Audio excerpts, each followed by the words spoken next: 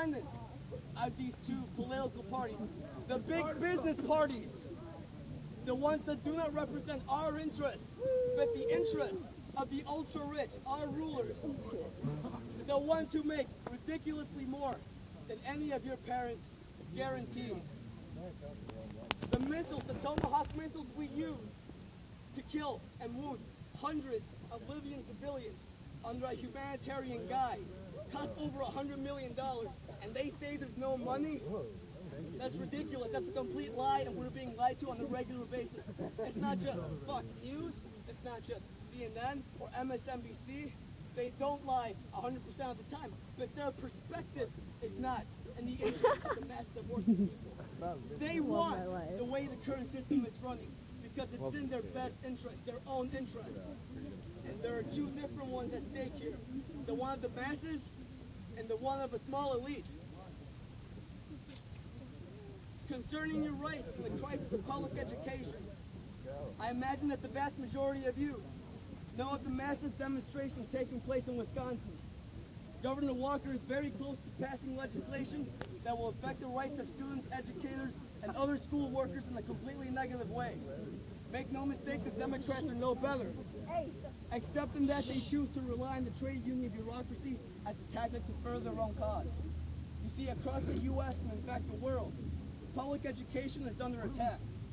From California to New York, Idaho to Michigan, and Puerto Rico to New Jersey, which had a statewide walkout, which we hope will soon be organized here as well in Illinois. We see the exact same repressive measures being passed and made law. Rights that have been won through decades of struggle by the workers of the United States, such as the right to strike, are slowly but surely being taken away, as is the case in Wisconsin, among other places such as Tennessee, Ohio, and Illinois. And as I mentioned before, this is not an isolated case. Illinois faces one of the highest budget deficits of all the 50 states, if not the highest, second only to California.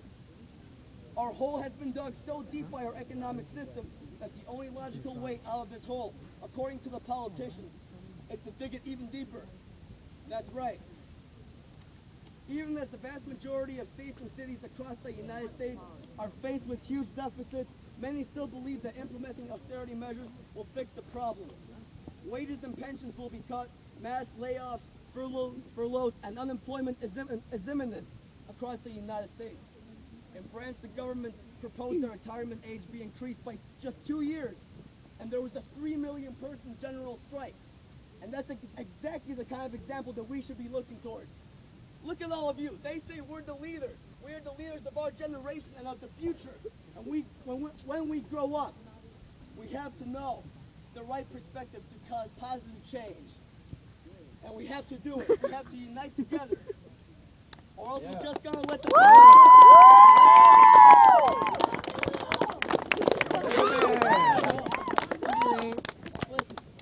They want us to stay docile and apathetic consumers, as many of us have been for decades.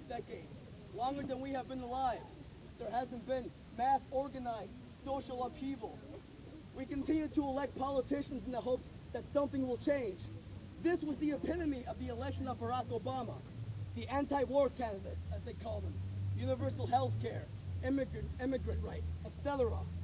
When push comes to shove, we must be defiant and demonstrate our dissatisfaction and fight for the rights we deserve, not just as students, not just even as Americans, but legitimately as human beings. The conditions at Barrington High School are not deplorable. It is not a poor state of education, where 98% is the graduation rate at BHS. However, in all the major U.S. cities, the dropout rate is at nearly, if not higher, than 50%.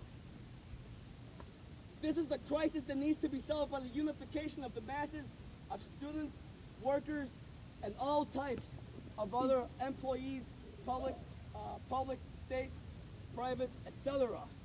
We must unite, because we are also a part of the working class. Yeah!